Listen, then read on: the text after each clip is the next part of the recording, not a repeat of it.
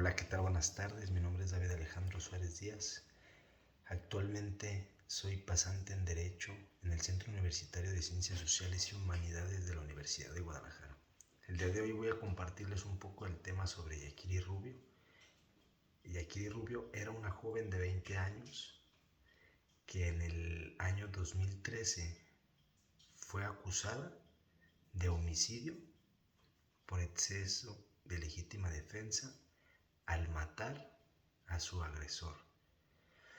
Los hechos ocurrieron en la colonia Doctores cuando Yaquiri Rubio iba rumbo a ver a su pareja, en ese momento su actual pareja, cuando dos sujetos a bordo de una motocicleta la amedrentan con un objeto pulso cortante, logran amenazarla y subirla al vehículo el cual la trasladan a unas cuadras de la misma colonia en el Hotel Alcázar.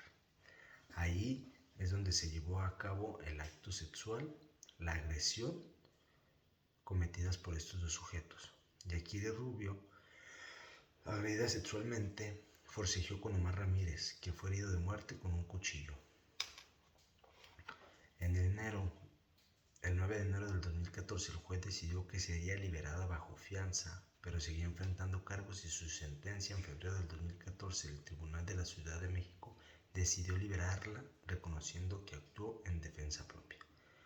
En ese momento, la Fiscalía, la Procuraduría General del Estado de México, Distrito Federal, hizo caso omiso a la declaración de Yaquiri, ya que el segundo agresor se presenta en las instalaciones diciendo que era Yaquiri Rubio, la actual pareja de Omar, y que ella había cometido el asesinato.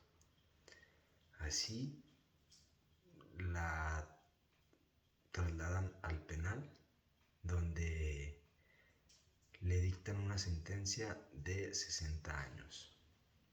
Sentencia que no fue probatoria, la cual logra salir con una fianza fijada en 423,000 pesos, 423,800 pesos, y después que el tribunal reclasificó el caso de homicidio con exceso de legítima defensa y en mayo del 2015 se ordena su libertad absoluta al determinarse que obtuvo legítima defensa y que la violencia sexual justificó su acción.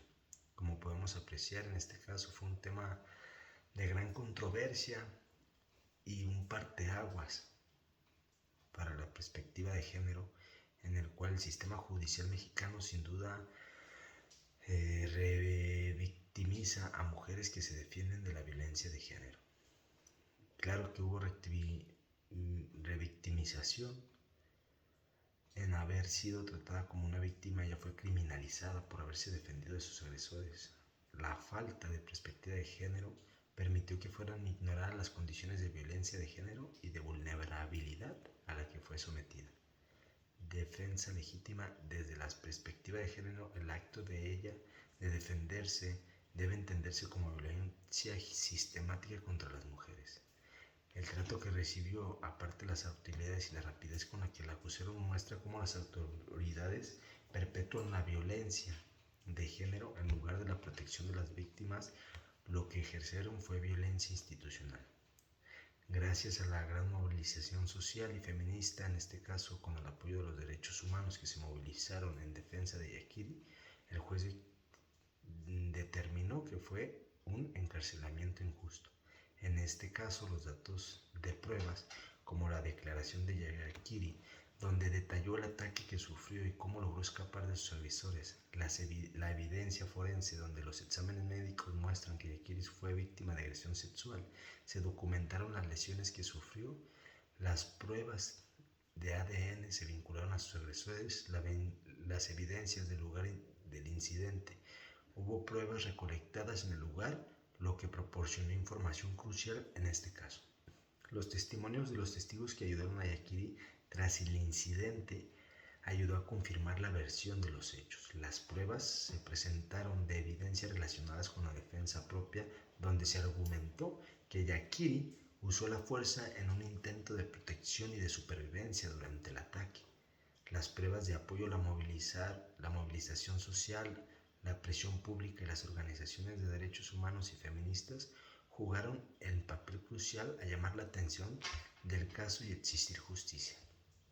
Como podemos apreciar, en este caso se violentaron sus derechos humanos como el derecho a la vida, la integridad física y la seguridad personal. En lugar de ser protegida como víctima, se le trató como criminal. El derecho de la presunción de inocencia se ignoró totalmente. El derecho a la igualdad y a la no discriminación recibió trato influenciado por perjuicios de géneros. En lugar de ser tratada como víctima de un ataque sexual, se le criminalizó por defenderse, y eso es discriminación. Derecho a un juicio justo y debido proceso. Este juicio no siguió los principios de imparcialidad y debido proceso. No se investigaron para nada los hechos. Se le impuso prisión preventiva inmediata, violando a su derecho a un juicio justo. El derecho de protección judicial. Hubo falta de respeto del sistema judicial en garantizarle su seguridad de víctima de violencia de género. El derecho a la libertad personal. Se le privó de su libertad injustamente por varios meses, lo que afectó su libertad de forma arbitraria. Derecho a la dignidad humana. El trato que recibió por parte de las autoridades no respetó su dignidad y fue revictimizada por el sistema de justicia y se le colocó en una posición de vulnerabilidad. Otro derecho humano transgredido fue el derecho a la salud física, mental, que recibió de los agresores y la criminalizaron, lo que afectó gravemente su estado mental.